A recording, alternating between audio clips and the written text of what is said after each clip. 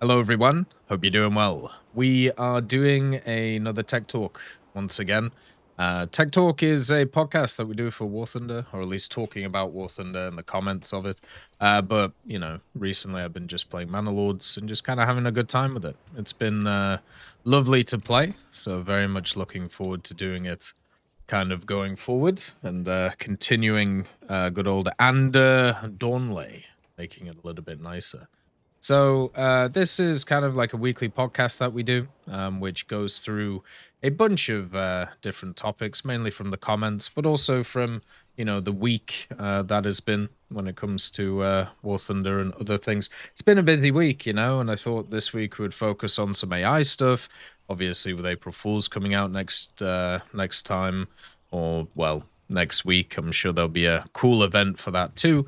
And then what will also happen this week was a bunch more bug fixes for the last major update. For Mana Lords, what we're going to do in this session, while we're doing the tech talk, we need to get some more food in because we're going to be running low when the winter comes. We're going to have our first kind of actual crop, which will be really nice. So we'll see how that kind of goes, and then also we are going to try and actually finish our manor, which is most of the way built, but it just needs a little bit more help going through. We're also going to get the sheep sorted out. We only have 8 of them right now. We want to get 10, and then we can get the Weaver's Workshop going. Then we can start upgrading a few more stuff and just having a bit more fun with that. So yeah, overall it's looking very nice. You can see our apple orchards are getting there, and they will start growing pretty soon, which will be really cool to see as well, giving us more food and more prosperity for our land, and then we can get some more kind of houses going if we need them. So yeah, that's at least the idea.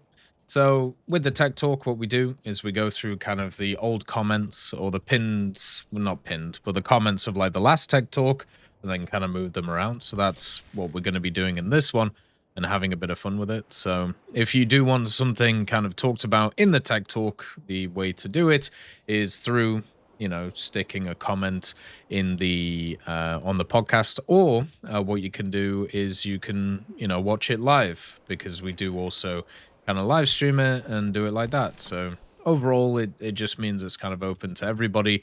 Anybody can say what they want, anybody can move stuff around. It's all really up to you what you want to kind of do with it, whether you just want to listen and take it in, whether you want to put in a comment, or do whatever you feel. I think it's super important in general to actually give people a platform to push forward what they want, and yeah, that's what we're doing. So generally it's quite nice. Does anyone suffer heavy lag, low FPS in post-game menus and garage after the last update, or is it just me?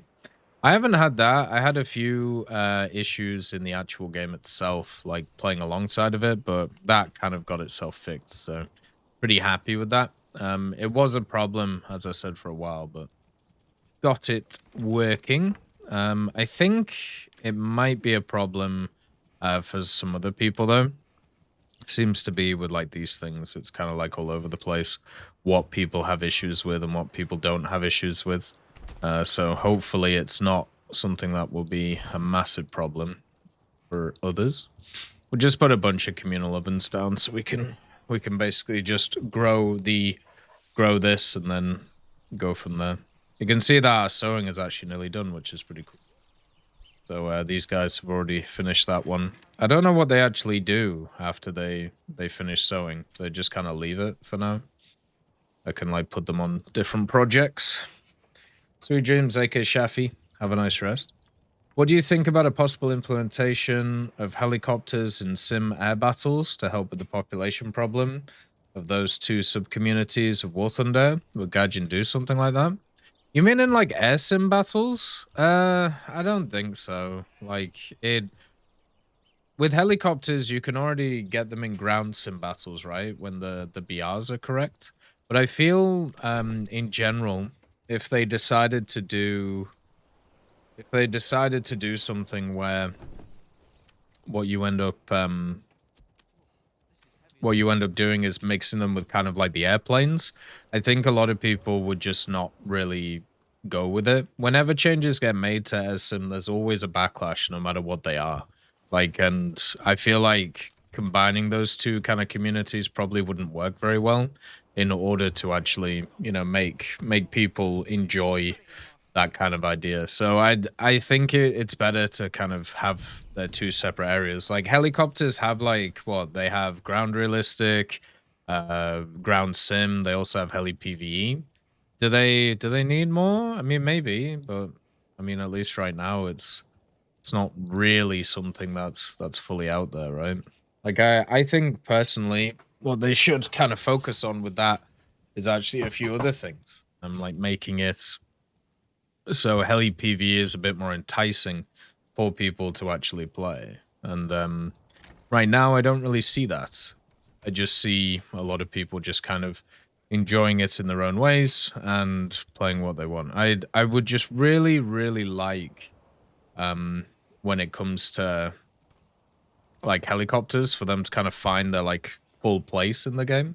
I think that would be really cool. And at least at the moment, I don't think they do compared to other vehicles. I think they kind of live in this weird miasma of a world, and I really hope they actually get it going, right? Like it would be much better for the game if like they finally could figure out what to do with helicopters. I think it would be really, really good. Hey Goldie, nice to see you. What do you think about the country Panama? Random question. I gotta be fully honest, I don't know a lot about Panama. The only Panama stuff I know about is from one of my favorite, if not my favorite game series of all time, which is Just Cause. Just Cause 1, 2, 3, and I believe 4. Like, I've enjoyed them all. And yeah, it's I feel like they're not probably telling the historical, like, you know, setup for Panama. But that's really all I know. There's not much else going on with it. Unfortunately, I'd love to know more. You know? Hey TMD, nice to see you.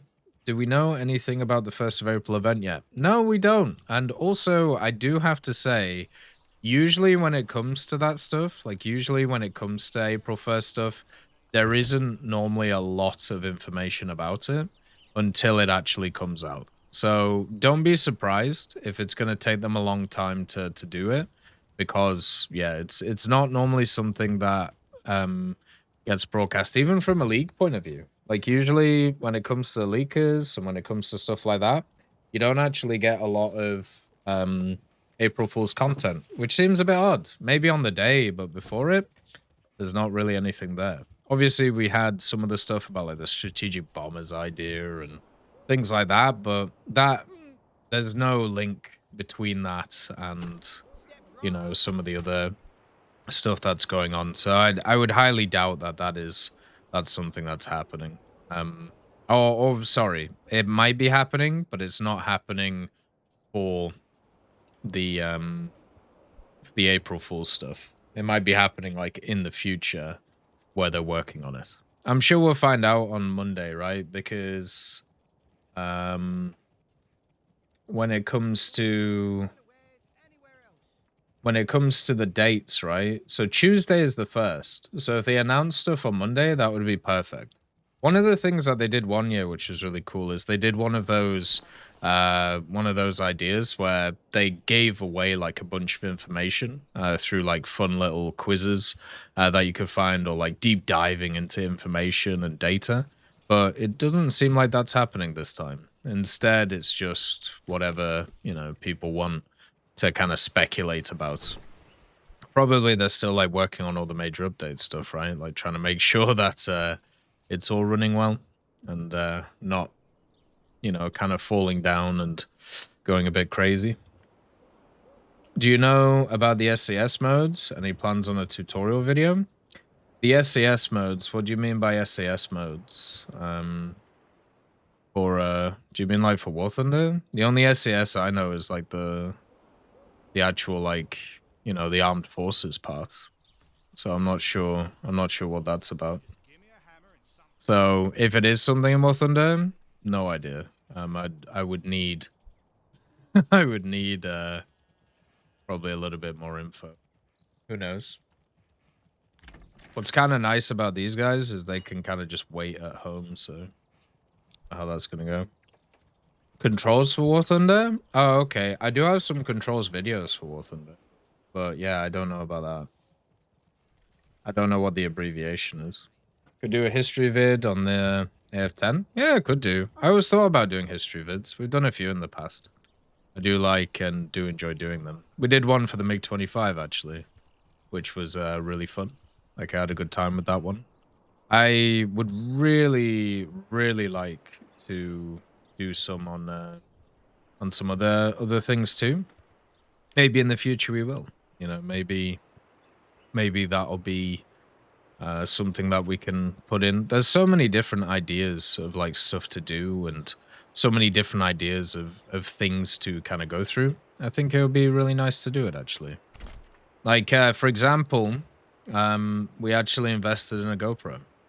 So what we're gonna do is some model making, and then also just some more kind of, you know, out there content. Bring the live into the actual thing. Could be really nice. So looking forward to doing that. I think it should be pretty fun.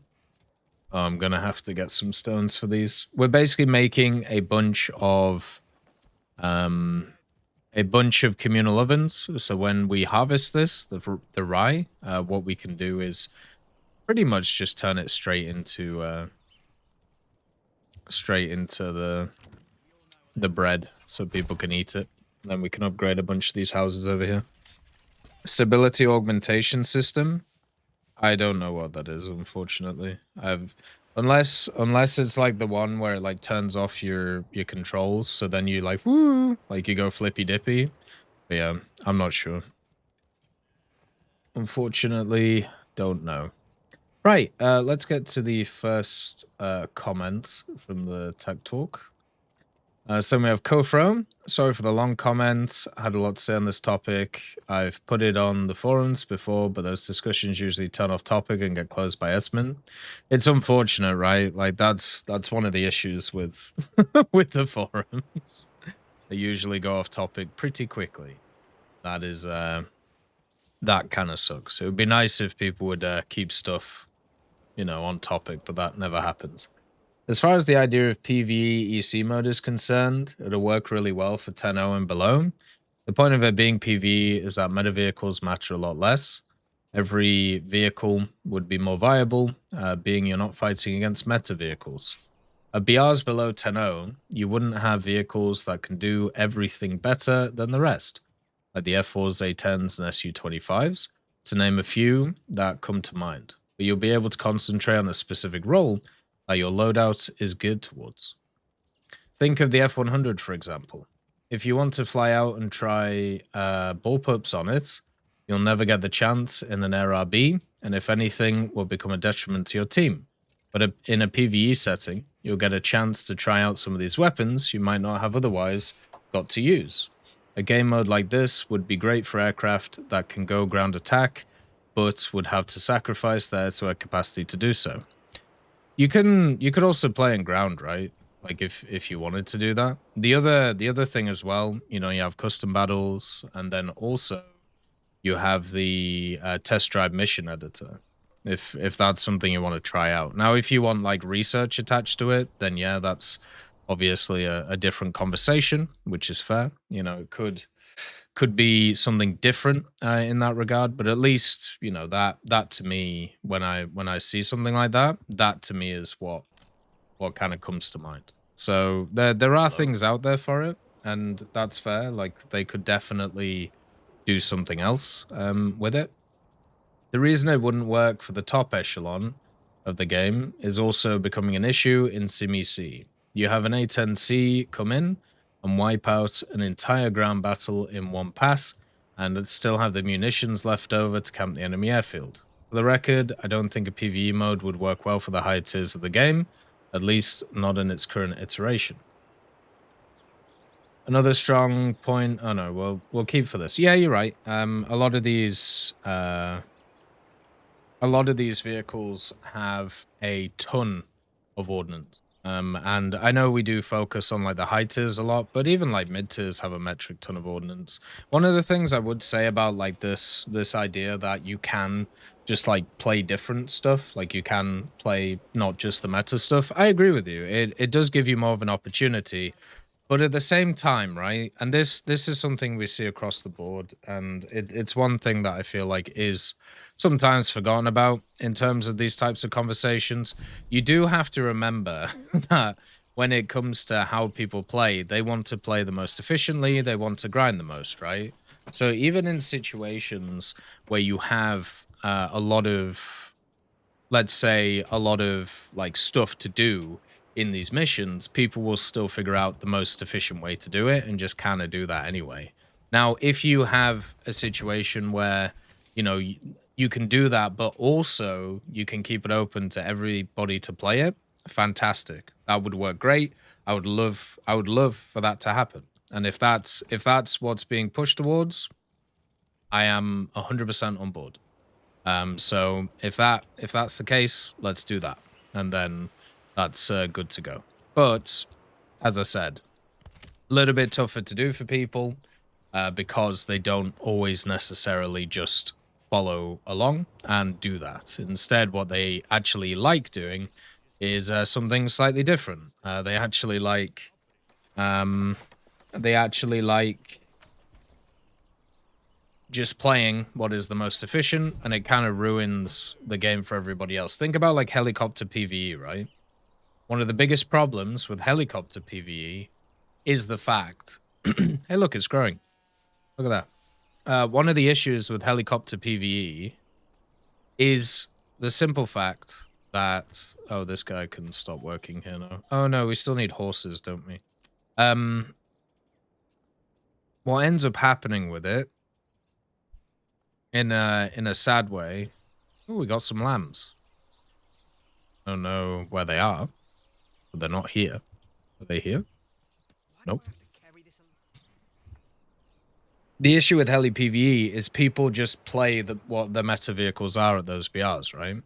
So we can talk about how that shouldn't happen and how they should make it so that isn't the case. So instead of the fact that people just play the meta stuff, maybe they could like expand the BR brackets, and maybe that means that, you know, different people could get into different areas, and that would be a bit more fair for everybody, right? Like that could be something that happens. But the problem, at least that I have, is that doesn't happen in my experience. So if my experience is wrong, that's fine. I'm okay with being wrong about these things. If anything, it's better if I'm wrong about these things. But with the history of War Thunder, that hasn't happened. So we'll have to see what goes on. Hoping for the best, preparing for the worst, as always. The reason I wouldn't... Oh, no, we already read that. Another strong point for having a PvE mode would be to help bomber players have a playable game mode, and some attack aircraft can be used as attack aircraft without being forced into being a fighter as a primary role. Unless the meta strike aircraft that already exist end up taking those roles. Right? See, this is the thing. What happens is, instead of like the bombers, which usually you don't see getting played, the bombers that you usually do see getting played get played. And what happens is they take over the meta because they're able to kind of grind everything out by themselves, right? And that is the thing. So it's one of those where if you can actually do it properly, which I don't even know how you can, but let's say you can, then that's great. If you can make a little spot for everybody, that's fantastic. But history in general has unfortunately showed us the opposite, where people actually do the opposite thing. They don't do the same. And that kind of makes me sad. You know, I don't think that's how it should be. I honestly I think it would be so much better if people just played, you know, and wanted to play everything. But that's not reality. It just makes me a bit sad. I get your concerns that people will only play the meta vehicles, but the point of it is that vehicles that are meta won't have to fight other players playing those same meta vehicles. They will, though. They just won't have to fight them head on. They will have to fight them for resources instead. Right?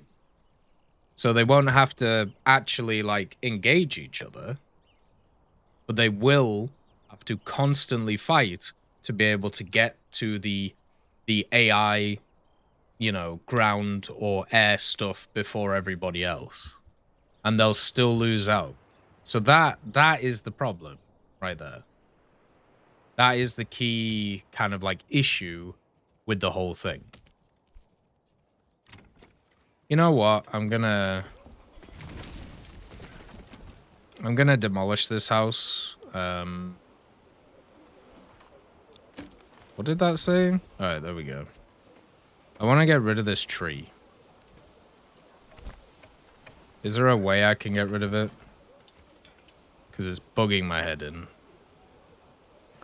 But yeah, so you aren't competing in like the standard ways.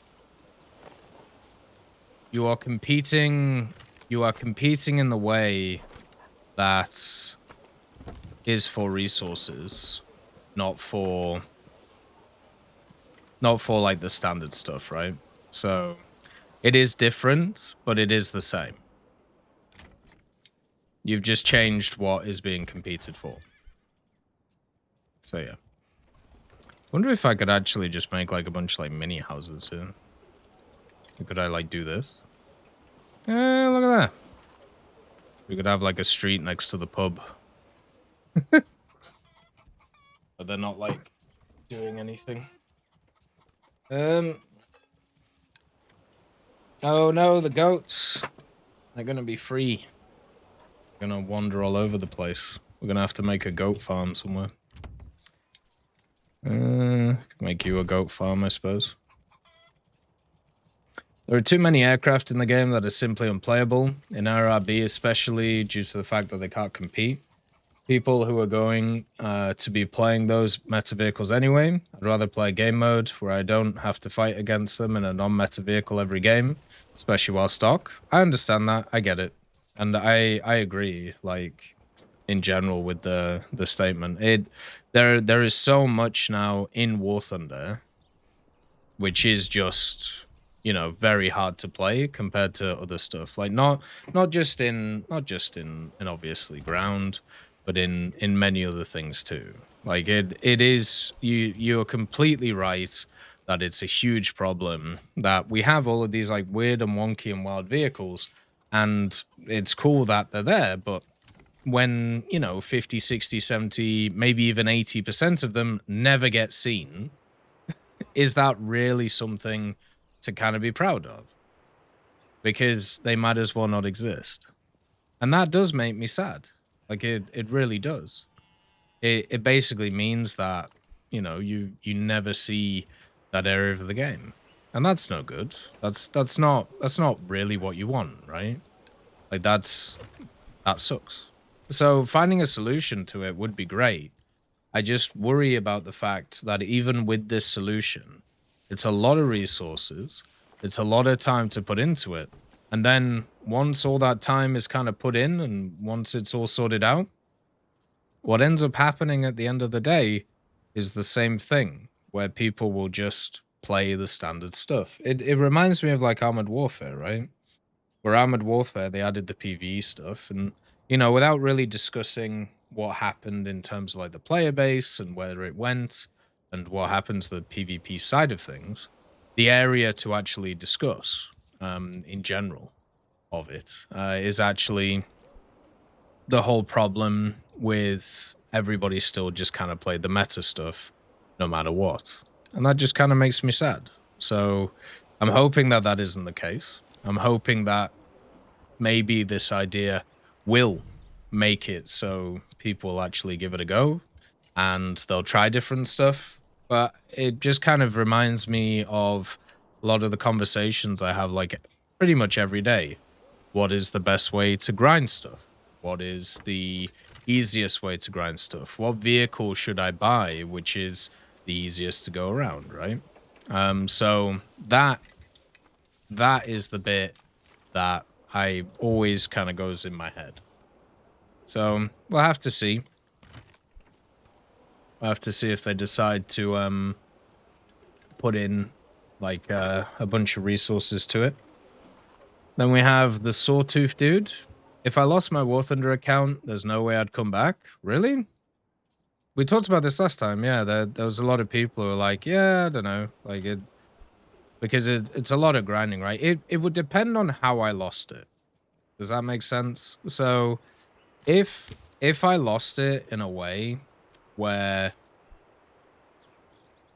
if I lost it by like getting banned, you know, or like I got banned because of something I didn't do, or something happens when it comes to like gaijin, which I'm just really not okay with, in terms of like the account or in terms of anything like that, then I definitely feel like I would then just be like, okay, I'm done. If it was something where like it just kind of disappeared in some way, like got nicked or something like that, I would probably, actually no, I would definitely, you know, start playing again. Because I do really enjoy War Thunder. Like it's a game that, at least for me, I have a really good time with no matter the area that I play. So why wouldn't I play it again? Like there wouldn't be a reason to not do it. Oh my god, it didn't fix the tree.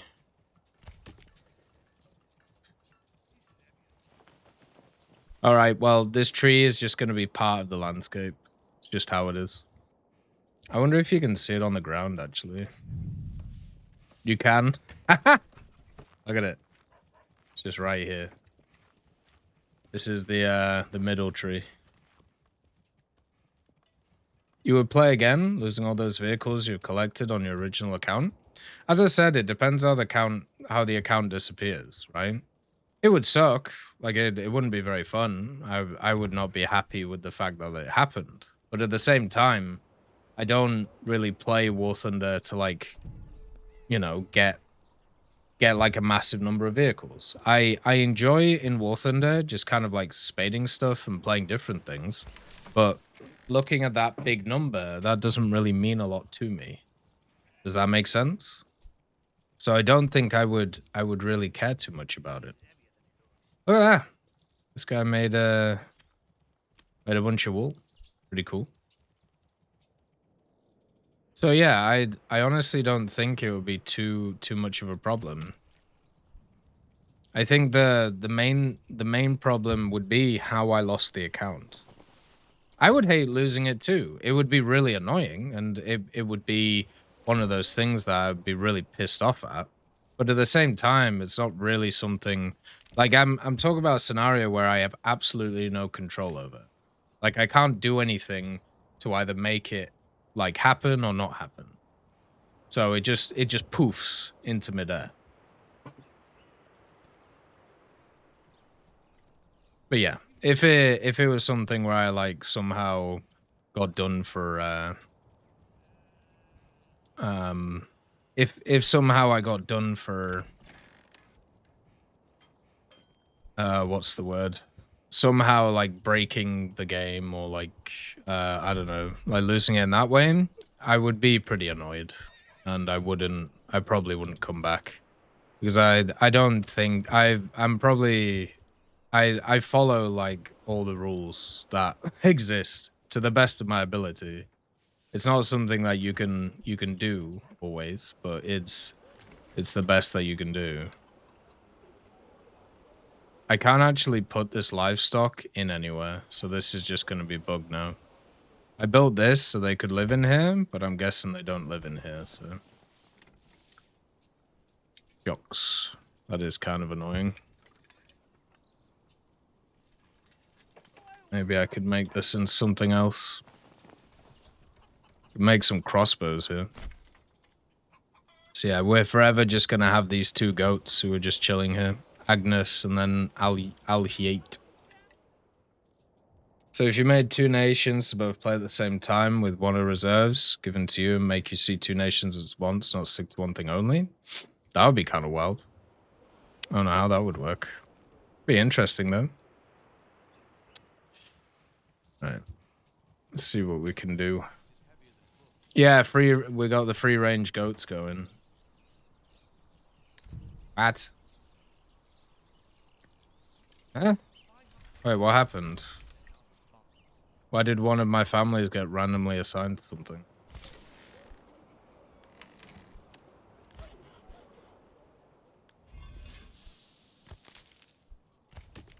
Did I do it by accident?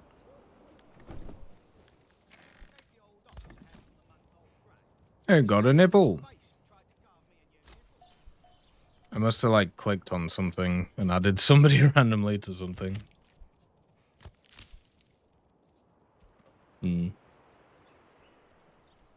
Still need to get that fuel up though. If they took my account for some BS, maybe I really wouldn't do anything wrong, so it would have to be BS. Yeah, I mean, same for me, right?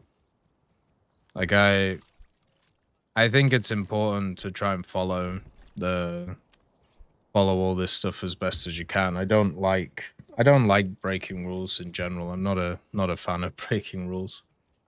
Like I like going forward and just trying to fit in everything. I play all the nations, but I don't have any top tiers. My max BR is 9.7, I think.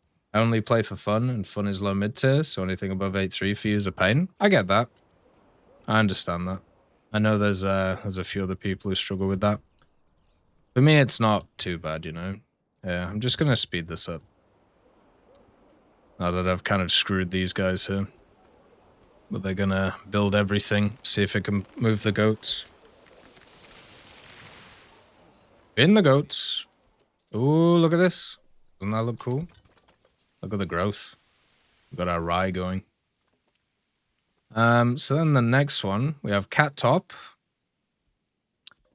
Heli PVE has many issues. What vehicles players decide to use is merely a small issue. I'd say it's like one of the major issues. Just generally.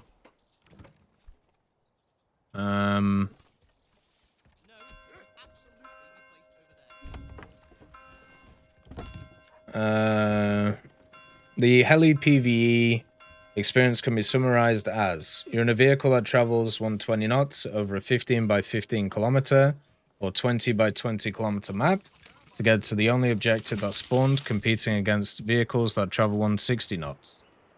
I wonder why the better vehicles tend to dominate. Couldn't be because of map sizes or there being only one objective that people are constantly fighting over. No way those two would create a compounding effect, leading to the current problems in that mode. But if there were two objectives, then it would still be the people who are the fastest who would be able to get all of those things. Right? Because the fastest that goes that way would then, like, if somebody realized they were going that way, they would just go to the other one, right? If I remember, there's a bunch of them which kind of spawn at the start, right? Oh, look at our apples. Oh, did the goats get rehomed? I don't know what happened to them. I hope they got rehomed. I don't want to lose all the goats. But basically, yeah, you'd still kind of have the same issue, right?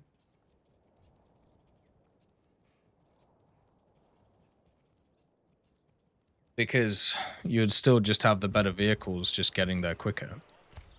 As, like, this stuff goes on. Maybe not. Who knows? Maybe I'm talking out my ass. I'm going to be playing Atomfall next week, Sneaky. Should be pretty fun. Lowering map sizes increases objective spawn rates, so there are at least 5 or 6 ground objectives. That's not base destroying or point capture. At any given point, could really improve the player experience. Sure, the meta vehicles will still be meta, but at least the vehicles aren't just traveling between combat areas, doing nothing but watching as it gets taken out completely by the same helis. I mean, that's fair, yeah. More objectives.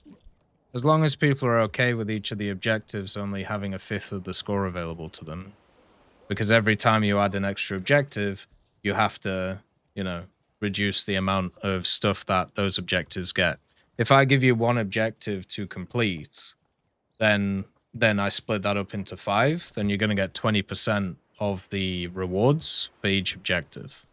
Now, if you're getting 20%, that's better than 0 if you're not getting any of it.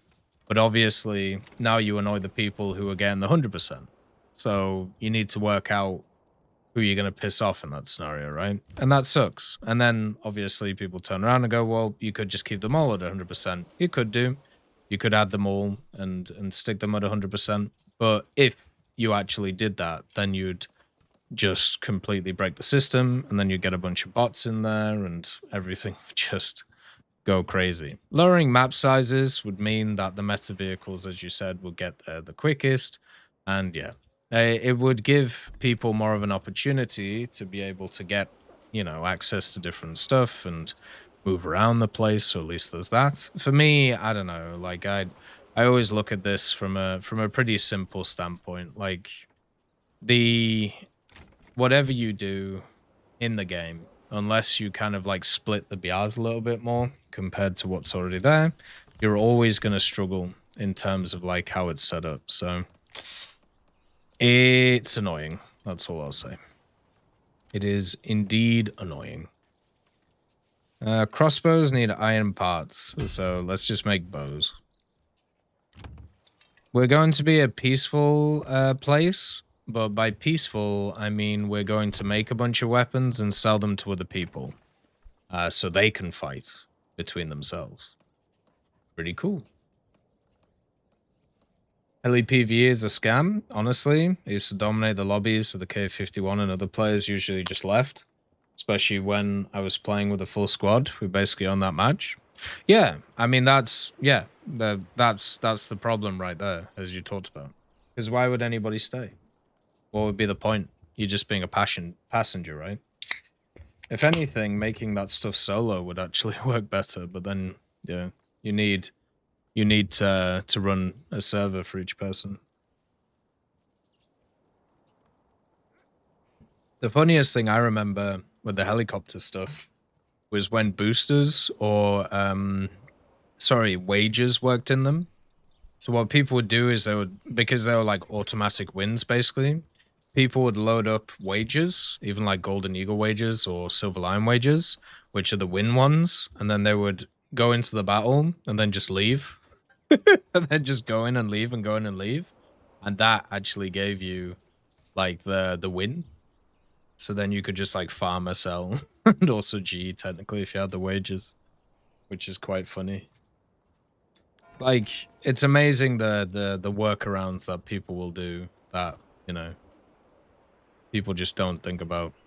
Any little objective, any little one, people will go for it. It's absolutely crazy. It's not a scam. People play 30 minutes while boosters last. Yeah, and then they leave, right?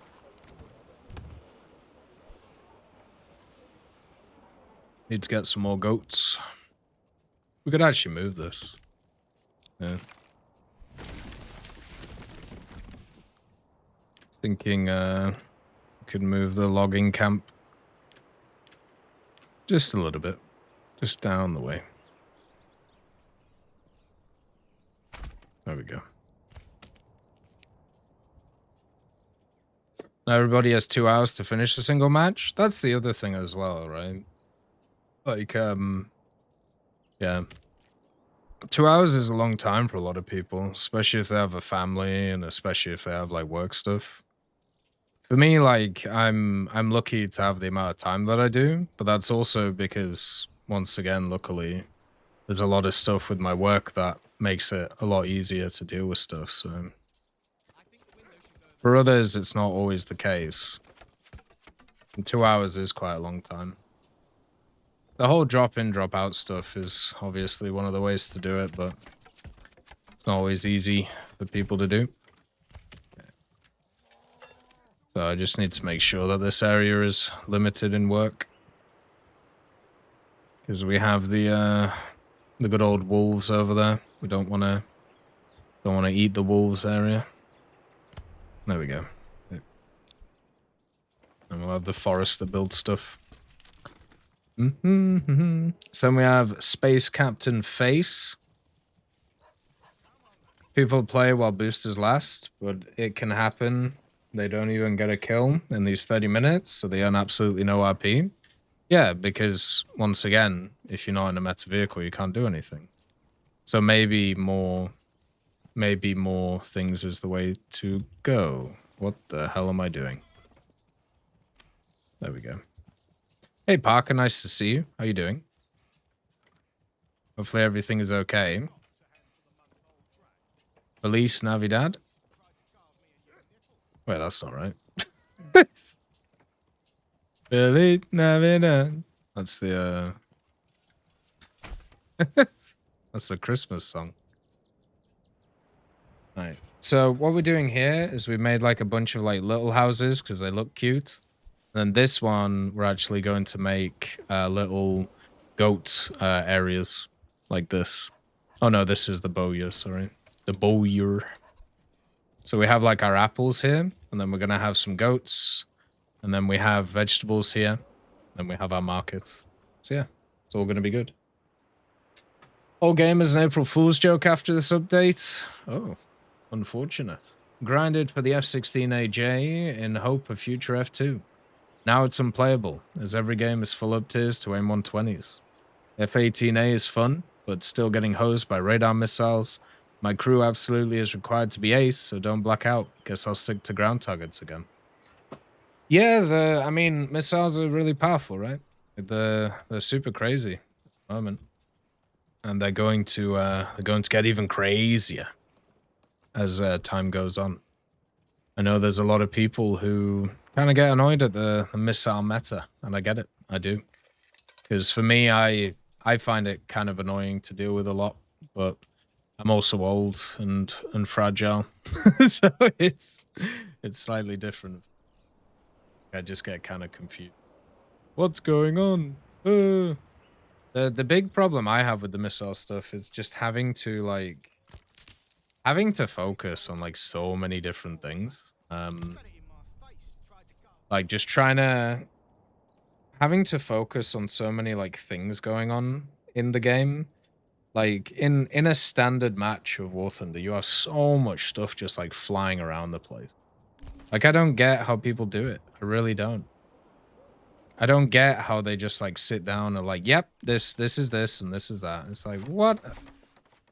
Like in air, you have to think about so many different buttons, right? Just like all this different stuff. It's absolutely nuts to me. But it isn't like impossible. Like I can do it. It's just one of those things where you have to get used to it. Oh, finally we've lost all of the berries, so these guys can leave. We're buried out. We have fuel for 5 months, and we have food for 7. So we have enough berries to get through the winter. Well done. Big ups to the posse. The berry pickers have once again saved us. I mean, right, so we need to chat about this here.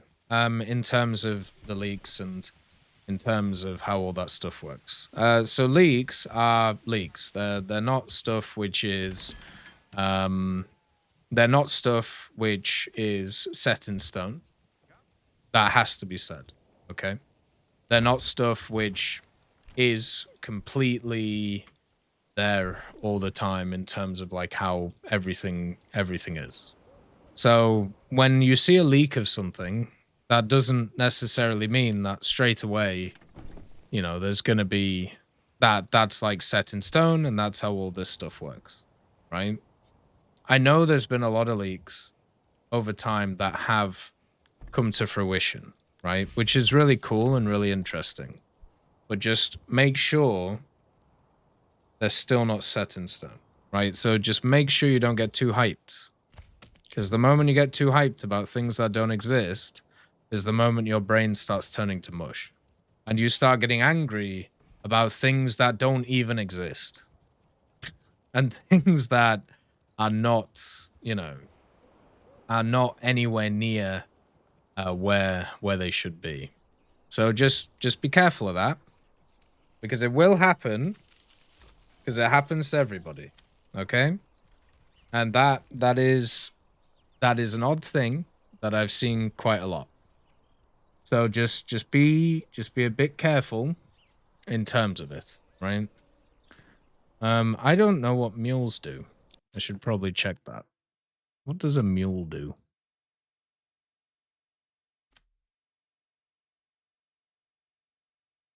Sheep, chickens, oxen, mules. Fantastic. So I can use them alongside oxes, I'm guessing?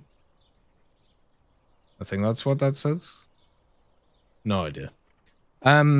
So yeah, just be very careful when it comes to that, okay?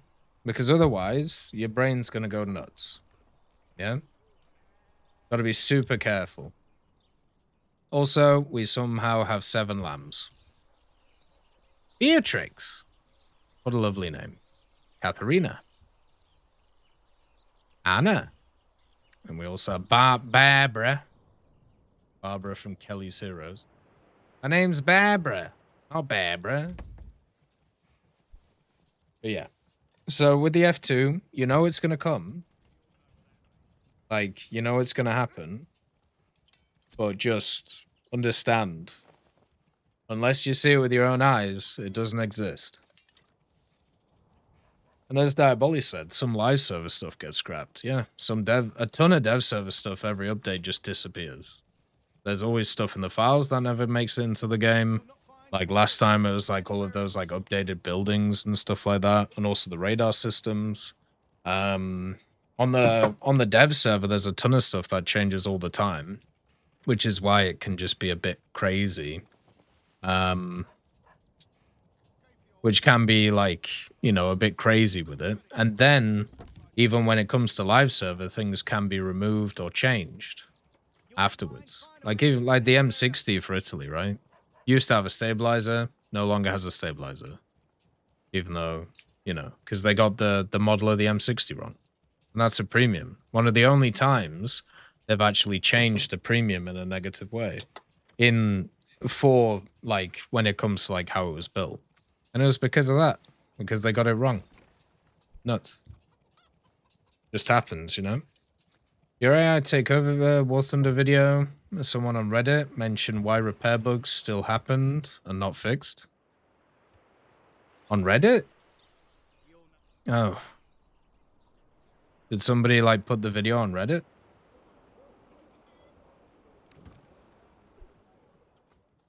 Yeah, I don't know. I don't know why bugs aren't fixed. I'm not part of the development process, so usually it's because they haven't got to it or they don't know about it. So you got to make sure that, you know, you got to make sure that people know about it. Otherwise that won't work very well, right? Like it'll basically mean that they can't really do too much with it. And then also with other stuff, you just got to make sure that people turn up and let people know. No other reason you can do it, you know. User said to disable join matches in progress. Yeah, you can do that. That exists in the game. I don't know why people don't do that actually. Because at least for me, I really don't like having to deal with that. Like I think turning off join in progress is always the right thing to do. Just so you give yourself a standard thing. Yeah, I don't know about what the repair bug is. And we have C76 Caravan. Would you say that Gaijin should reduce the amount of vehicles per patch, somewhat to reduce the grind a bit? If so, what would be the amount of vehicles you think would be good? I don't have an issue with the amount of vehicles they're adding in each of the updates. One of the things we're seeing, especially with aviation, is they have actually really reduced the amount that they add in. Like if you think about it, last update, you have what, 4 FA-18s? And then you have the SU-30SM, you have a copy-paste Tornado, and copy-paste premium F-16. So, and there was something else, the J11B, which once again, very similar to the J11A, but with like full updates. So I do class that as a unique vehicle. So in that update, there's 3 vehicles. There's 3 aircraft. Right? Which are kind of crazy. What's happening with the slot on the server originally has an AI in it, so Gaijin set the player in the slot to auto-repair. So when the bot is replaced by a player, they retain the AI's auto-repair process. Oh, really? That's kind of funny. Yeah, they've definitely got to fix that. Because that's ridiculous. But yeah, so when it comes to the amount of vehicles that are in each patch, a lot of the time when it comes to these vehicles, it depends what they actually are. Like not for me what or the way that they're set up. So I think in general, when I look at something like that, like when I look at, you know, the update itself, I don't see it as like all these different vehicles, because a lot of them are just basically the same. Like as like Diaboli said, there was 6 M44s. Do you class that as like different ones? I mean, maybe if you're looking in terms of grind, right? Because you still have to like grind them all out. But for me, I don't really see it like that. I just see it as like 6 of the same vehicle. Now, should they add mechanisms to reduce the grind? Of course. As always, it's a fantastic thing to do. We've talked about methods in the past that I would love for them to kind of like go down and love for them to do. I think it would be really, really cool to actually see what they're going to do, right? With that. Will they, though? I mean, we'll have to see, won't we? Like, we'll have to see what they decide to do. Because it is part of the business model. It is all of this stuff. So for me, I hope they do it. I really do. I hope they make it so there are like a bunch of different vehicles that are available, and there are a bunch of different stuff there. But I would rather they focus on making these things set up in a different way. I would prefer, instead of worrying about not adding as many, I would prefer they found ways of reducing it. And I think there are. You know, we talked with the M44 example, with even like the F-18 example, right? You research one, you spade it, you get a discount for the next one for its spading potential. That to me doesn't seem like a too bad of a thing, right? That to me sounds like a pretty simple, pretty easy way of dealing with all of these things, right? It's not gonna like put anybody back. It's not gonna put anybody bad to buy. It's just gonna make it simple and make it fair for all. Now, whether they do that or not, we'll have to see. Obviously, it's one of those things that's kind of contentious because, you know, they don't always like reducing that side of things. But I just hope they do, because I think it would be good for everybody to get that done. The crop growth is only 38%, but we're in August. I'm a bit worried. Harvesting, plowing, and sowing. Sheep shearing is forbidden in winter. Crazy. Why are we reducing the sheep shearing? Why is nobody happy with the sheep shearing? So I reinstalled War Thunder because of the issues, played a different game. When War Thunder was finished, it force started breaking the game I had, and I lost the progress. God damn. It's a theory? Well, whatever's causing it, that sucks. Like, hopefully they can get it fixed. Because that sounds awful if that's actually happening. That's no good. Very icky, no good. As it's known. Very icky, no good. But no, I think if they reduce the amount of vehicles per update, you would hear constant pessimism from people saying that Gaijin is now pumping out way more premiums and how everything is just shit now because they don't get as many freebies. Like it's a delicate balance between these two things, right? So you got to be really careful because yeah, there is a decent set of people who would get very annoyed at the fact that they would not get their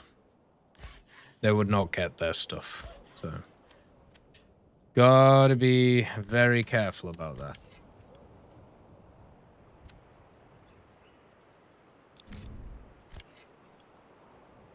Okay, there we go. Let's see what the next one is. So we have Maxwell. Hello, Tech. I've never cheated nor done any shady business. The only interaction I've had with the forums is saying, Gaijin, please don't update the AMX M470. It would make me sad. To recommend Biashi, they listened, and I'd absolutely freak out if they banned my account. I've been playing since 2018, and for the most part, I couldn't play because my PC never really was enough. So I'd be very disappointed if I lose my progress out of nowhere. As you said, you don't have to trust the random person on the internet. I just wanted to say it. I've stopped ground most of the things I have, and I've missed so many events and April Fool's things. It honestly makes me mad thinking I could lose all that over nothing. I know that the probability of that happening over nothing is 0, but I'm still worried. I think that's where my head differs a lot from many other people that I've talked to.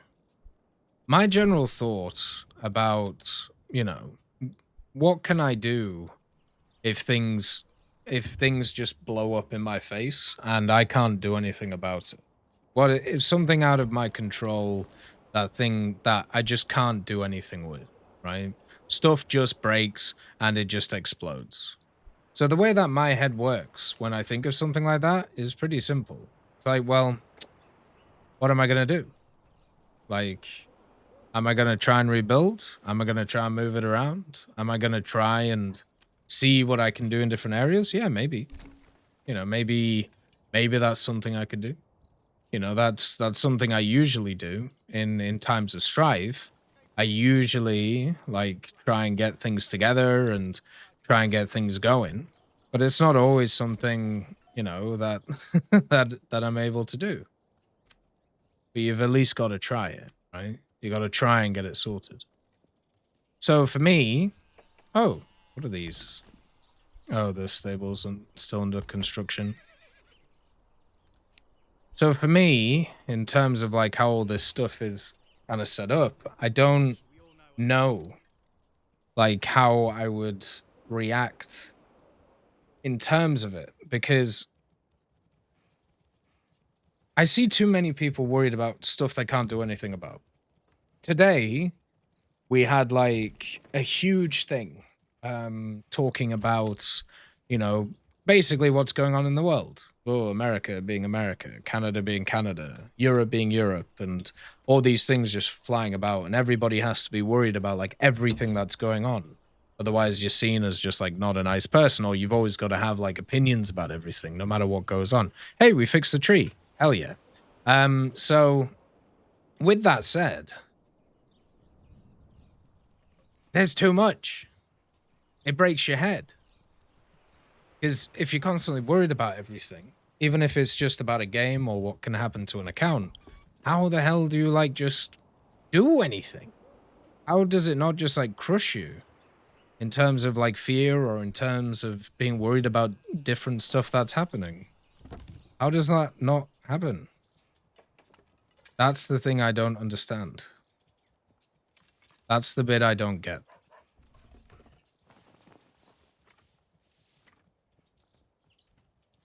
So for me, we'll wait until October here. And then, we'll... Oh no, never mind, they're harvesting. Let's go. So how, as a human being, how do you divorce yourself from that side of stuff? How do you do it? Because I can't. When I start worrying about those things, I start intently looking through it all and trying to work out how do we fix all of this stuff? Can I get involved in things? Can I try my best to influence stuff the way that I want it influenced. How can I do that? Because if I just like sit there and just try and think about all these things as it goes, my mind just goes nuts. It just goes crazy. It goes absolutely crazy. So I don't get how people do it. You know? It sucks if things go wrong. And things, at least in my life, have gone wrong. I've had a lot of stuff go right. And, you know, I've been very happy with the amount of stuff I've been able to do. But I've definitely had stuff go wrong. Right? But still kicking and still doing everything, right? Like, still going. So I don't get how people do it. I don't get how they can worry about everything. It would just send me nuts.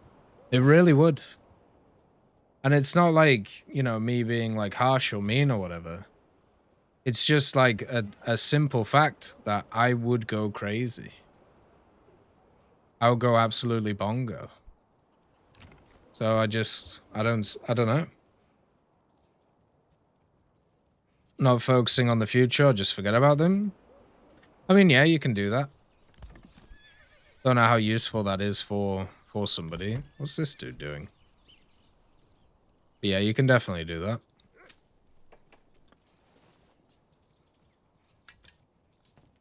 So somehow our plowing is also... Oh no, it's decreasing.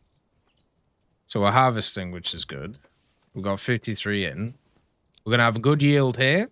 Well done, everybody. Our first harvest is looking absolutely grand. Big fans. We're going to need somebody in the windmill, though. Who's the family in the windmill? Jorg, Kungunt, and also Friedline. So yeah. I do get why people would be sad. I would be sad too if it happened, but I can't sit here and think about it happening or worried about it happening, because then I just wouldn't focus on anything else. My brain would break. Oh, look at our shepherd. Hello. This is Anna. Anna the shepherd. She's shepherding. So yeah, maybe other people know how to do this stuff. I cannot. I don't know. I don't know how I can do any of it.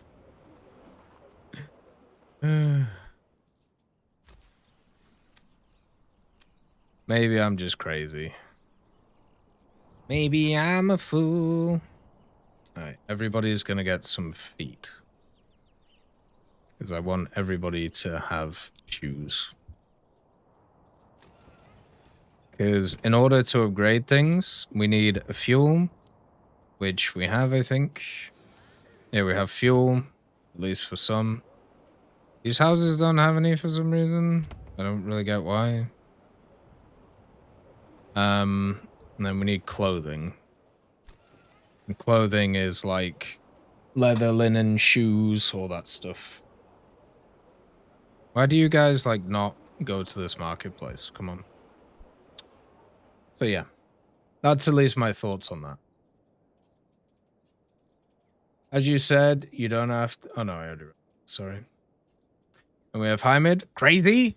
I was crazy once. I wish I was crazy.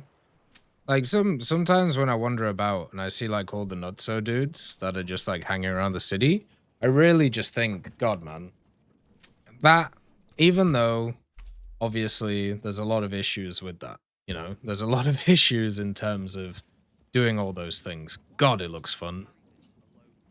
It looks really fun just to one day just be like, bah! Just like go absolutely nuts. Just go crazy. Just go absolutely bongo. Just have a week where you just go nuts, right? Just go absolutely nuts. What a fantastic week that would be. Just like, I don't know, just go absolutely bongo. It probably wouldn't work very well because obviously, you know, people would just be like, what are you doing? And then, you know, even if you like make one little mistake, then people are like, oh my God, you're absolutely bloody crazy. Like, well, who cares? Have a bit of fun. Go a bit nuts. All these guys are transporting rye. I don't really know where from. Yeah, Weekend at Bernie's, yeah. Or like that film where Johnny Depp like goes to Vegas. Where he just goes absolutely nuts. Just, you know? But why not just like, I don't know, for like a week, just go into the middle of something and just scream. Go into the middle of the town center. You know. Yeah, Fear and Loathing in Las Vegas, yeah.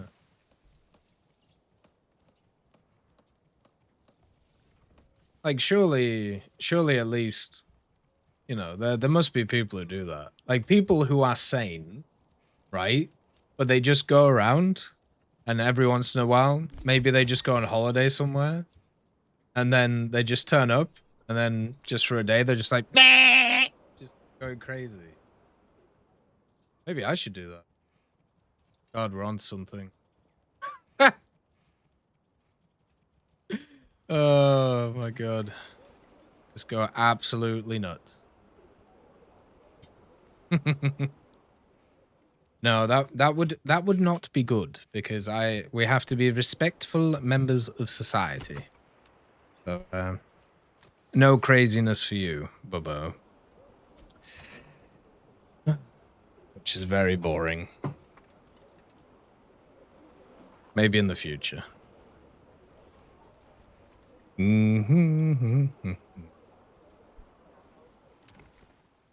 yeah, coming to a town near you, crazy tech. If you just hear like a dude just like screaming around the place, don't worry. Everything's fine.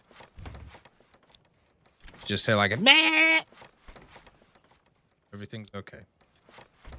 Just the crazy guy down the street is doing silly shit, right? Just say you're protesting? Exactly. That's a good point, actually, yeah. I could just be like, oh yeah, sorry. I'm actually here protesting like world hunger. Oh, how are you doing that? By screaming. Oh, okay. That sounds good. Have a bit of fun, you know? Let loose.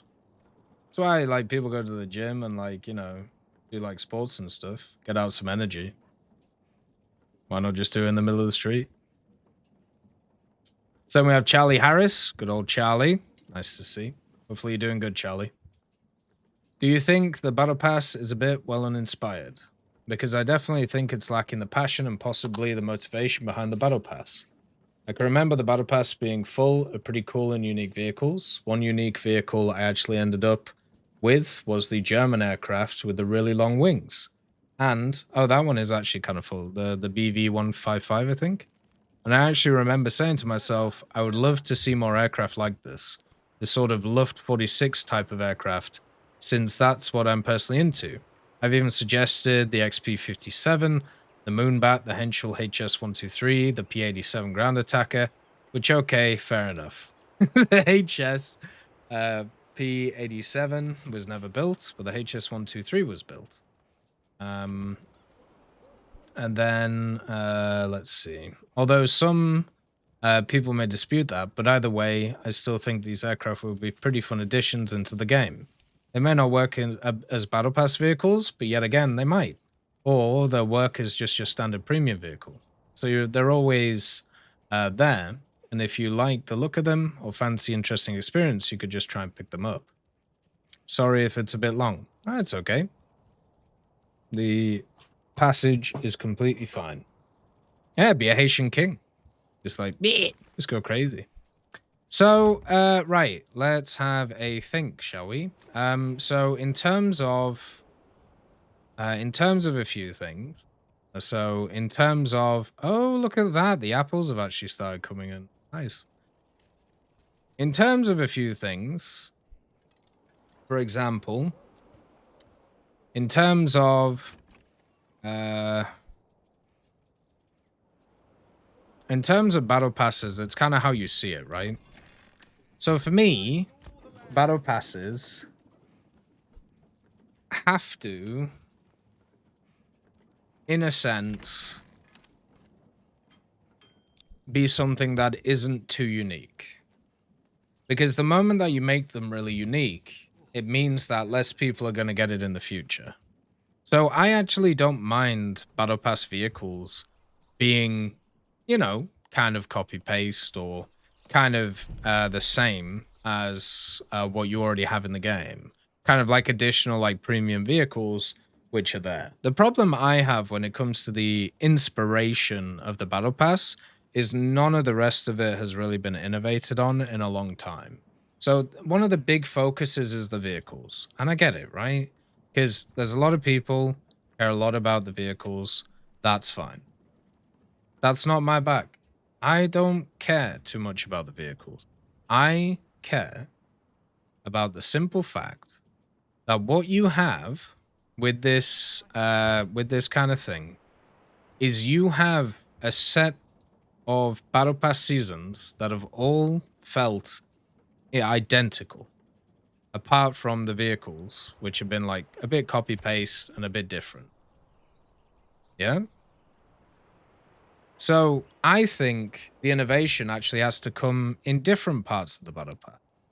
I don't think it should come from the. I don't think it needs to come from the areas that are the vehicles. I think it would be better, as you said, to make them like premiums or like even standard tech tree stuff.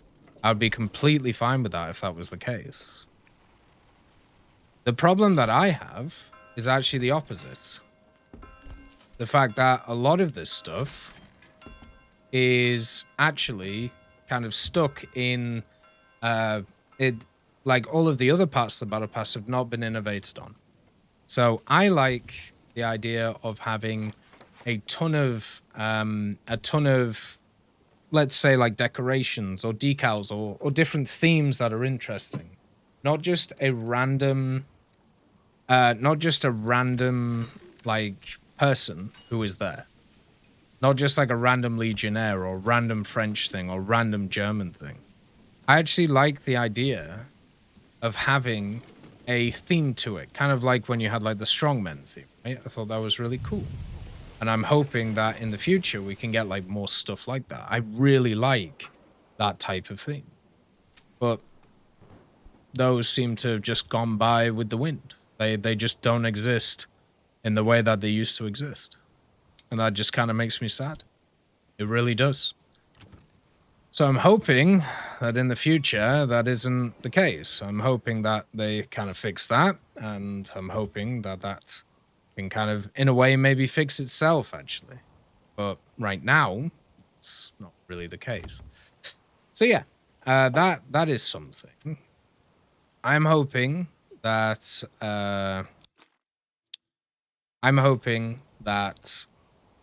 they can innovate in those areas. Vehicles, I don't think they should innovate on, just because of the fact they're not always available to people. If they were more available to people, I would be okay with it. But since they're not, that kind of sucks, right? That isn't good at all. So workers mill grain into flour. How do we make rye into grain? Let's just work this out.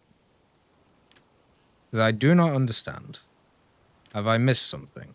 Do I need a grinding station? There's nothing here for that. Would it be here?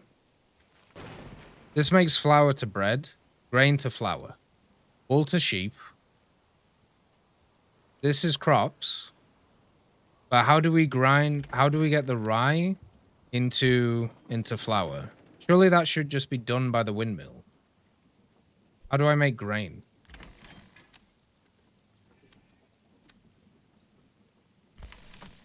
Is it you guys?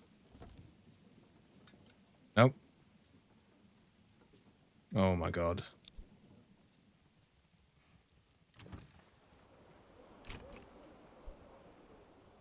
Sorry, this is very important. Because this is a bakery expansion, right? Yeah, this only just makes... Oh my god. I have no idea. I just realized you're doing the tech talk. Thought you couldn't do it on the tube. Technically, I can do it on the tube. I'm just going to have to remove the VOD afterwards, which kind of sucks. But I generally thought we should just do it like this anyway, since there's a little bit more time that I had tonight, and also because I didn't do it yesterday because I had, like, obviously a bunch of stuff to do, so it's better like this, though, so that's better. Plowing by hand. Are you plowing this by hand? Okay.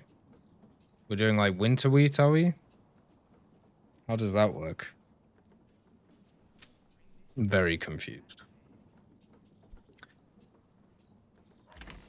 Yeah, I don't know how to make the rye into it. I'm hoping that they will just do it anyway, but if not, I don't know. We might just starve.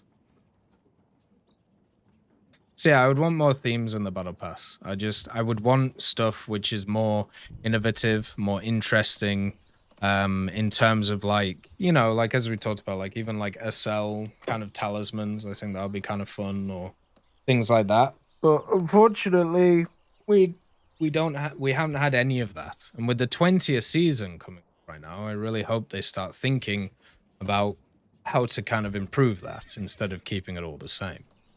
And I'm sure they will. You know, there's some of those things that they always continue to think about. It's just right now, it just seems like a system that's continuously pushing. Let's just make sure we have enough. There we go. We have 8 lambs right now. It's kind of cool. Really nice to see. So we have Organic Chemistry Junkie. Hello, Tech. Quite an interesting few videos over the past week. Long comment incoming, as I feel strongly about AirRB's future. Fair enough. We can have a look. We cannot allow ourselves. Oh, it's very, very poetic. We cannot allow ourselves to forget how AirRB got to its present rotten state. Endless whining by a certain portion of its player base, who I term toxic fighter mains. Didn't you, like, post this one last time?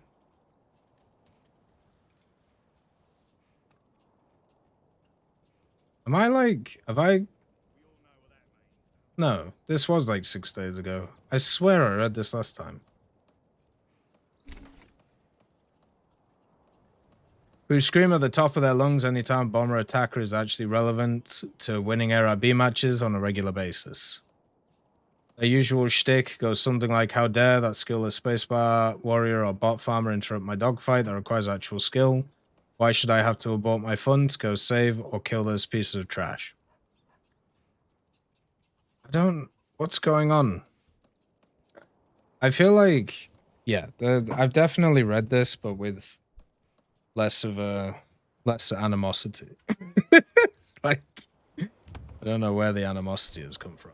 But generally, as we talked about previously with this stuff, it would be interesting to find these people and see what's kind of going on with them.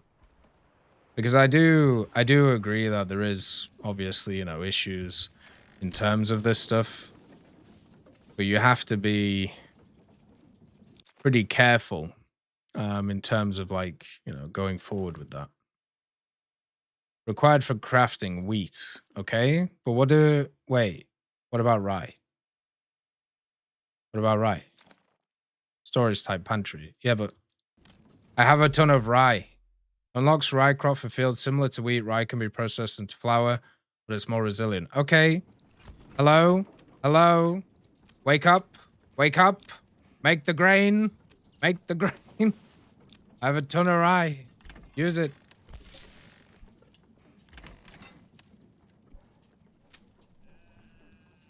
Fine. I will make wheat. You make this wheat, please. Thank you. Since our individuals seem to be struggling with the idea of rye. But yeah, I remember you talking about this last time. It would be nice to actually see some comments from, like, people going a bit crazy about this, you know. Every now and then their whining reaches a fever pitch, forcing the snail's hand and typically resulting in a bonehead sledgehammer nerf of some kind of whatever. Specific bomber attack or weapon triggered the windstorm. I think generally the problem that we've had recently is actually the other part of it. one of the problems that has existed with War Thunder is the multi-role vehicles causing a ton of issues. Because those are the ones which have kind of screwed the pooch in terms of these things. Which kind of sucks, but, you know, what can you do? I am what I am, and I do what I do. Just get some more houses down. Like, when I think about the vehicles that have kind of taken over the game in the way that they have, it's always those types of vehicles, right? It's always the ones which I just claimed which are more set up for those. Thank you for the bits, Freezer. Thank you for continuing to support the channel. It's very much appreciated. Thank you very much.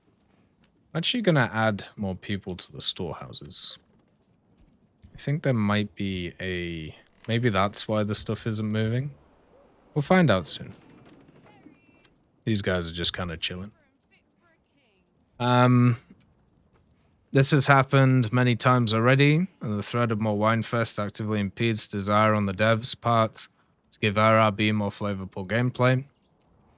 Always be careful when discussing these things, because unless you have like direct evidence of the devs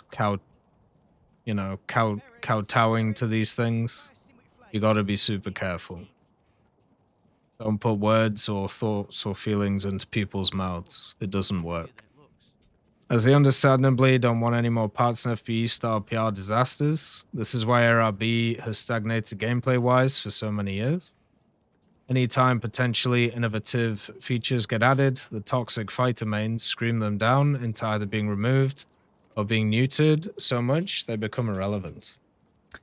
I don't know. I mean, maybe. Who knows? The main thing I would generally kind of want to focus on in terms of this type of thing is more actually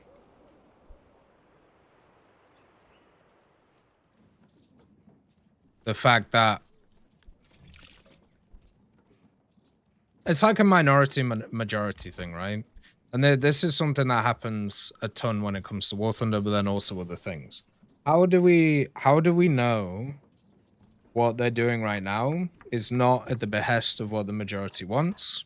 And also, at the same time, how do we know what the minority is or wants as well?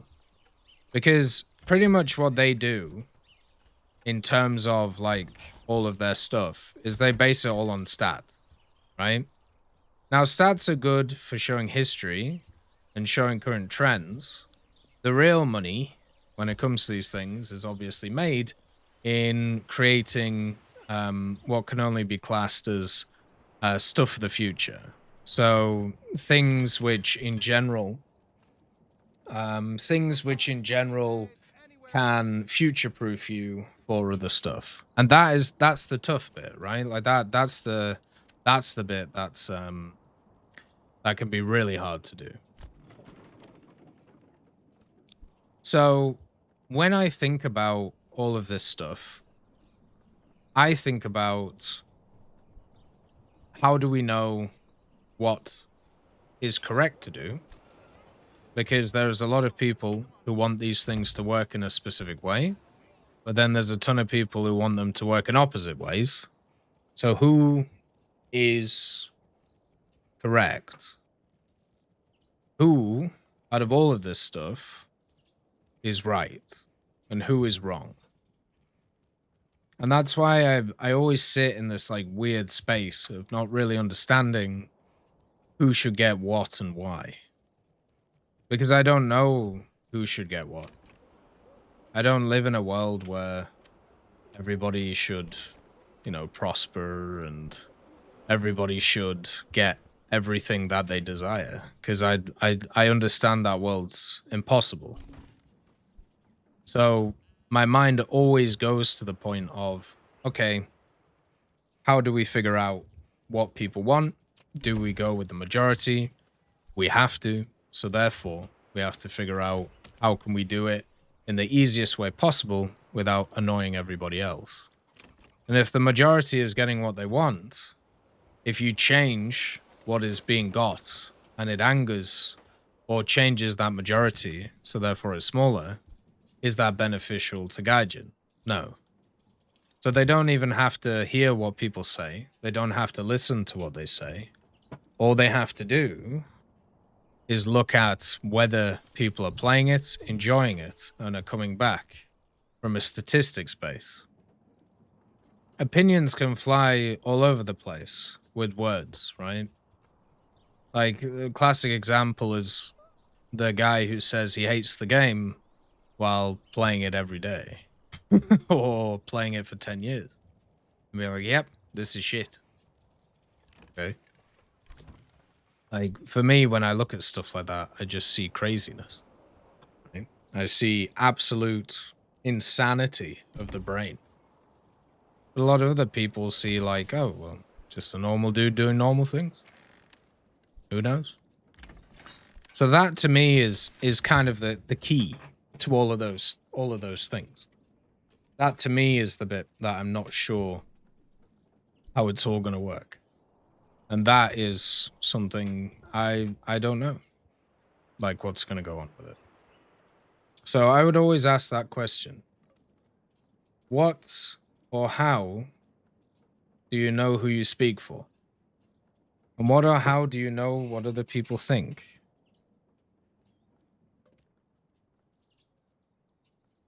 Not only does this actively harm ARB, it also harms other game modes too. Large numbers of displaced CAS aircraft have nowhere to go but combined ground, combined naval to have any purpose. Yeah, but that's why they created those modes, so therefore they'd have a purpose, right? Heavy bombers also flocked Simulator EC and continue to cause massive headaches there, with the disparity of mouse-aim gunners versus full real control fighters being ripe for abuse. Kind of. But Sim is a very small percentage of the community, so I don't even think it's worth even thinking about. This repeating pattern unfortunately shows that you cannot please everybody in a community as diverse as this, and that certain sects within the community must be utterly rejected for the health of the game at large. Some of the crazies you and I talked about in the past few weeks must be dealt with, or they will continue being a thorn in the sides of the devs and the rest of the community. What, do you want them to get, like, executed or something? I wish it weren't this way, but some folk are simply too unreasonable to so much as begin to compromise with. I see it as the same as being fed up with that one troublesome relative at family gatherings. Eventually, after putting up with their shit for long enough, you show them the door so they don't ruin the holiday occasion.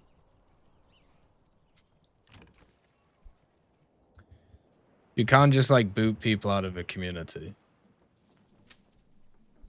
Like, that leads to ostracization, and that leads to aggression, and that leads to extremism. And it also leads to guilt, which is why people don't kick out that relative in the holiday season. And if you do, as I said, it leads to incredible guilt. Usually it's better to try and help the person instead of, you know, booting them out the door. And also, once again, you got to be real careful about the idea, right? Because if you get it wrong and people don't agree with you, or people don't, like, sit on your wavelength with it, you're going to end up being the one that's ostracized. Because you're going to be seen as the crazy person. Right? So you got to be super careful with that idea.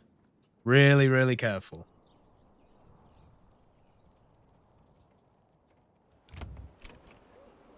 Now, for me, I generally feel like, at least in terms of all these things, I don't really think it's a good idea just to make people disappear when I don't agree with them. Because fundamentally, you can't, you know? As we talked about before, it's a video game. And you're not really going to make them disappear. Because they'll just come back. Because there's no, like, barrier of entry, right? So, what you have to do instead of that... Right. Okay, these guys are crafting. Does that mean that they're like... Ah! So, look at that. Oh, 2 seconds. Hello? Okay. Alright, I'll be 2 seconds.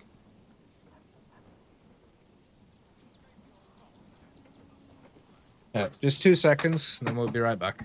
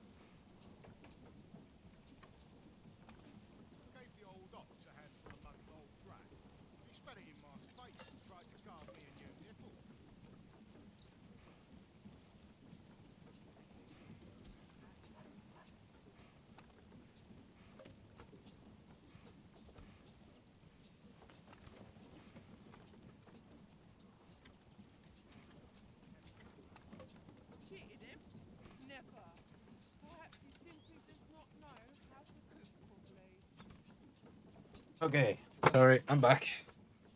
Right, so yeah, what we were saying was, I don't think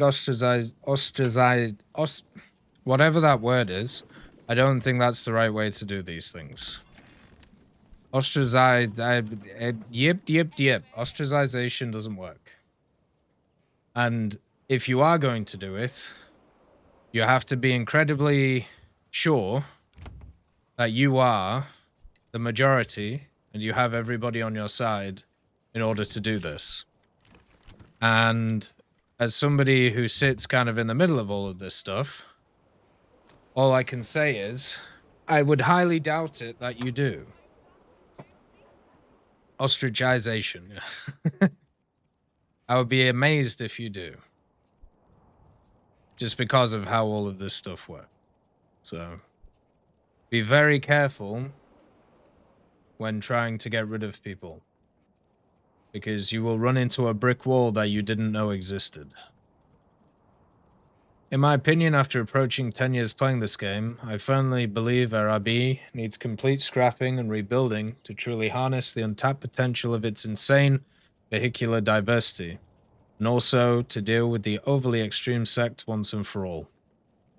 This can be in one of 2 ways in my mind, either completely scrap random battles, or an RB-EC style mode, or heavily reform random battles RRB along much of the same lines. I don't like the idea of taking away stuff that people enjoy. I don't think I ever will. Alright, we'll just do a surplus of like 5 for this. Actually, let's just do like 30.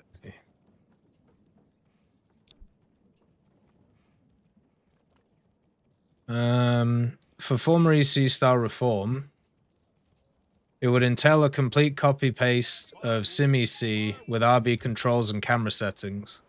Though I'd heavily prefer if RBEC used the classic RB ground units and other player tank unit models, as the SBAA's insane level of accuracy makes ground attack almost impossible. Likewise, to help prevent formation of one giant hairball moving around the map, RBEC should intentionally have no enemy markers, which ensures all fighters' playstyles have opportunity to matter and that bomber attackers don't get ganged up on via shared spotting bullshit. For the latter random battles reformed approach, this entails removing all automatic ticket bleeds from current RRB. The total number of tickets would be doubled, but ground unit ticket values would be unchanged. So their total value is 50% of the starting ticket bar. Ticket values for players, aircraft, and AI attackers would be massively increased, again, to equal 50% of the starting ticket bar. Bombing target respawn rate would return to 30 seconds, and they'd keep respawning up to 50% of the starting ticket bar in value. If both cases, win condition is simple. Yeah.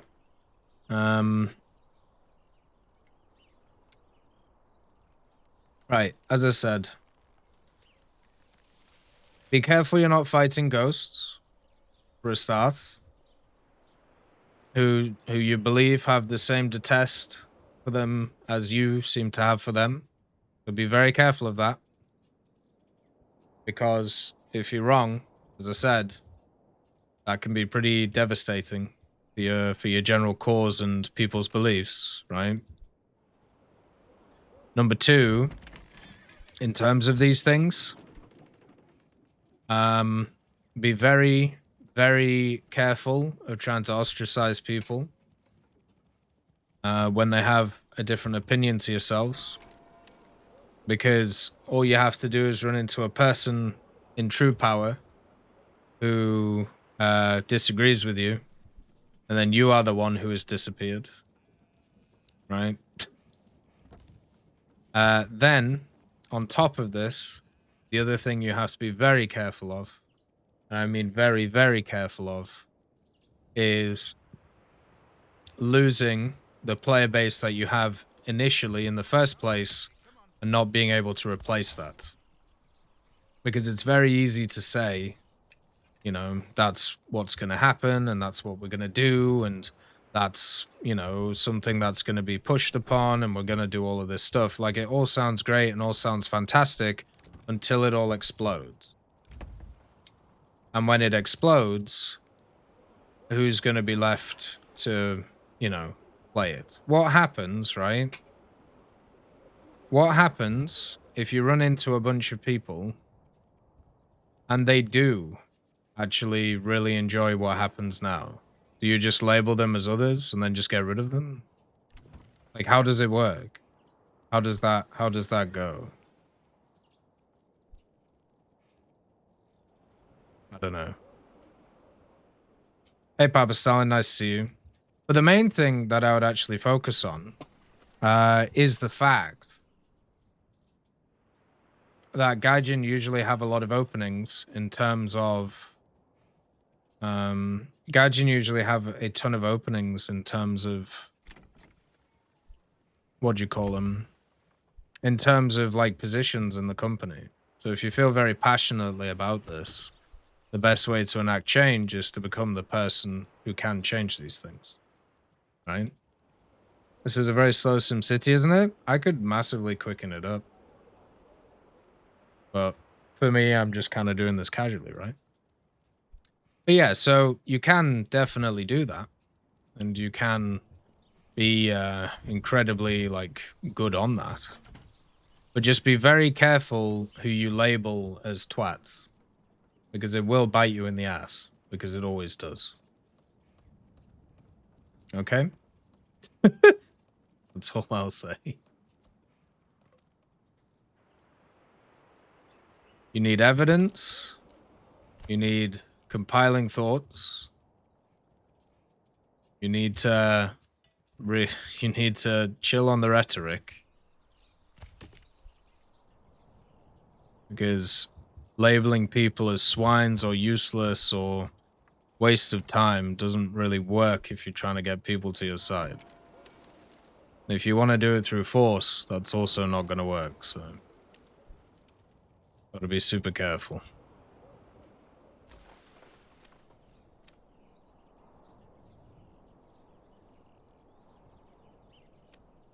The major thing is what we said last week, which is the most important.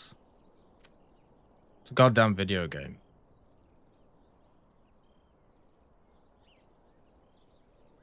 It's just a video game. Been doing it 10 years. It's okay. Everything's fine. Don't worry too much about it. Just play the game. Don't worry about all of these, like, big things.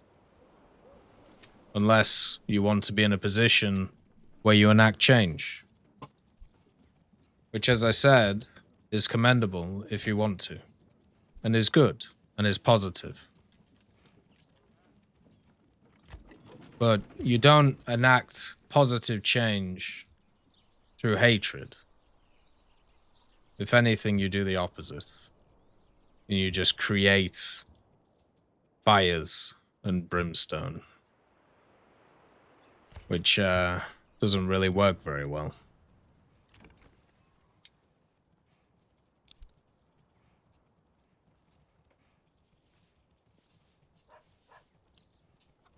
The village looks really nice. I'm pretty happy with this. We still need to do a lot in terms of things, but you can see our apples have started appearing. So we now have a bunch of apples and a bunch of vegetables, which is really cool. You can see them all here, the orchards. And then we have all of our chickens over here. We have all of our goats over here. And here is going to be some of the additional ones, so some of the extensions that we see. Now, have you sighted the granary? It is sighted. But yeah, so we've also had our first harvest. We've been able to make a ton of grain. We are now changing it into bread, and now we will finally have a good source of food for the masses, and hopefully that means that we can start increasing all of our other stuff next time. Good old Ander Dawnley is finally getting there. It's looking wonderful. Have any of you got any additional stuff for the tech talk? Does it have 1 pub, 2 brothel, 3 pestilence housing? It has a tavern. So this is a pub. You basically have 3 levels of burgage plot, as they're known. So this is like a house. But attached to the house, you can have different things, which is all of these, right? That we talked about before. So what I might actually do is, since these are already of level, I might actually just change them into different things. Yeah, you can make clothes. Screw it. Why not? So basically,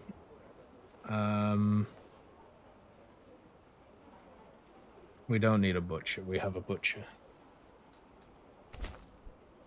So basically, that's what like all this, how all this works, right? So each, did a family just die or something? Did they decide to leave? They're not allowed to leave. But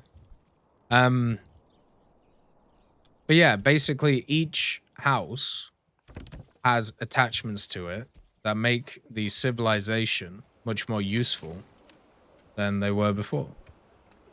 What happened? Did just like a bunch of people die? Where'd they go?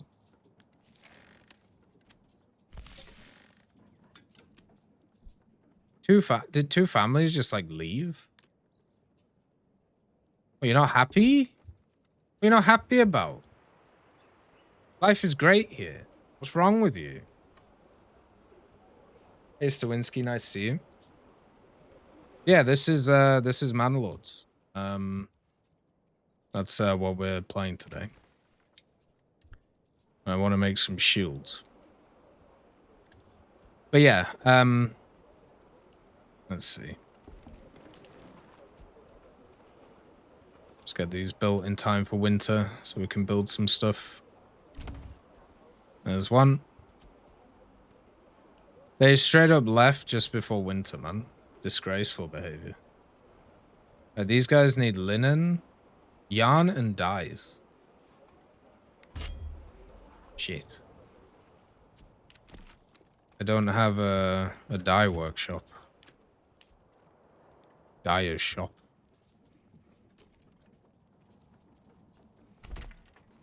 There we go.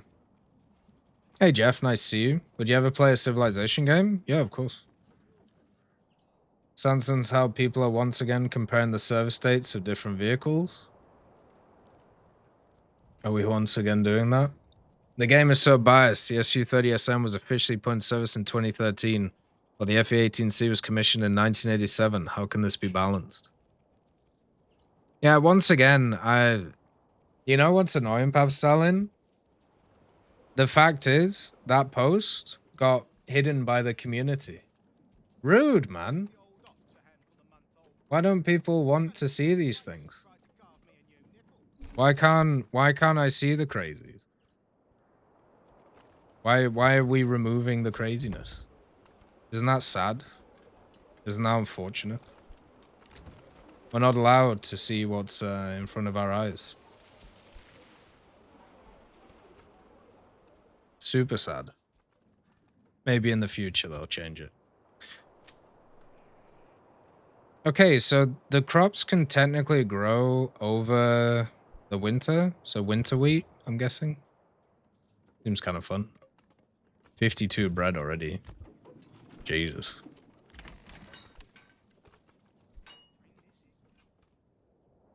You saying that community censorship isn't great? You know what? Not a huge fan. Gonna be brutally honest. Do not enjoy community censorship. Think it's actually kind of not cool, man. Not a big player. Very sad. Yeah. Did they build the dye workshop yet? Come on, get it done. Let's get somebody changing these berries into stuff. After decompression or two, I think the F-18 Harv would be a cool event battle pass vehicle. F-18 with a thrust vectoring.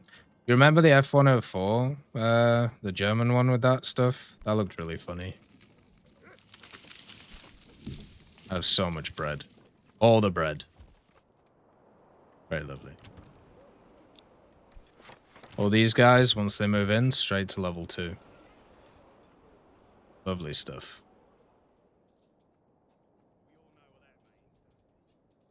Mm-hmm. There we go. Dyer's workshop. I just want to get this before we sort out the other thing.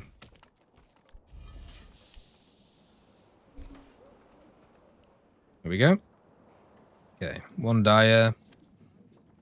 Dyes. Production limit will be 10.